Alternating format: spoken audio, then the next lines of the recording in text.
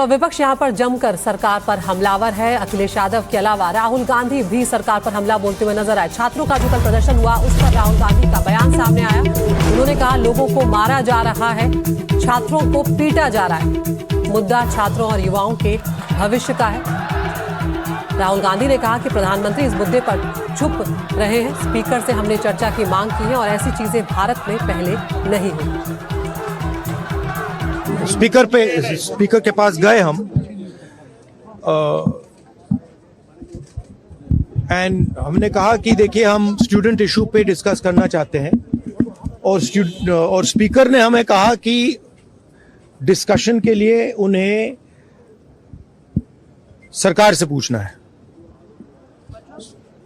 मतलब आप समझिए, speaker is telling us that to debate in parliament he has to take permission from the government.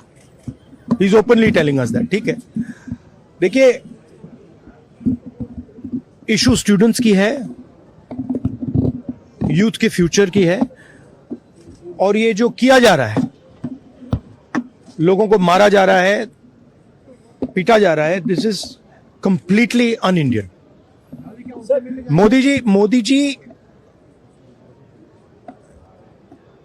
has not even apologized for what has happened yesterday. Now, ये जो युवा हैं, ये education system के बारे में, टेस्टिंग सिस्टम के बारे में प्रोटेस्ट कर रहे हैं। नहीं, देखिए, हम राहुल जी लगातार इस मुद्दे को उठा रहे हैं काफी समय से। ये कोई नया मुद्दा नहीं है, लेकिन इशू ये है कि ये बार बार हो रहा है और इस पर कोई कार्रवाई नहीं होती है। मुझे याद है जब मैं यूपी में काम कर रही थी तो जो पेपर लीक हो रहे थे वो एक दो जो एकदम जो नीचे वाले अधिकारी हैं उनको आपने अरेस्ट कर लिया या 2 दिनों के लिए रख लिया थाने में, उसके बाद बात वहीं पे रुक जाती है। किसी पर कार्रवाई नहीं हुई है, किसी पर कोई ठोस कार्रवाई नहीं हुई है। अब ये मुद्दा इतना ज्वलंत इसलिए है क्योंकि देश के युवा हैं ये, और ये समझ रहे हैं कि हमारे फ्यूचर, हमारे भविष्य के लिए क्या है।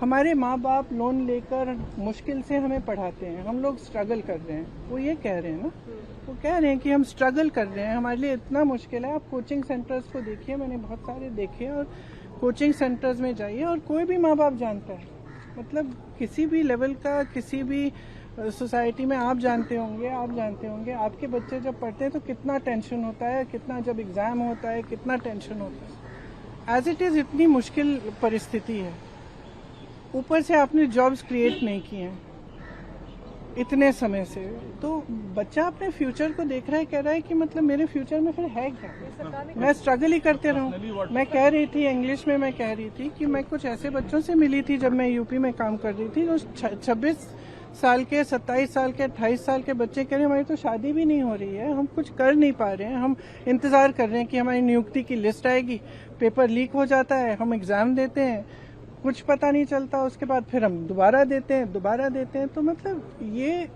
एक बहुत ही जेन्युइन प्रॉब्लम है और इसको हल्के में कोई नहीं ले सकता। ये एक बहुत जेन्युइन प्रॉब्लम है। आज युवा बहुत ही दुखी है एक्चुअली। ये जो आप नाराजगी देख रहे हैं एक्चुअली दुख है कि हमारे फ्यूचर, हमारे भविष्य के बारे में कौन सोच रहा है।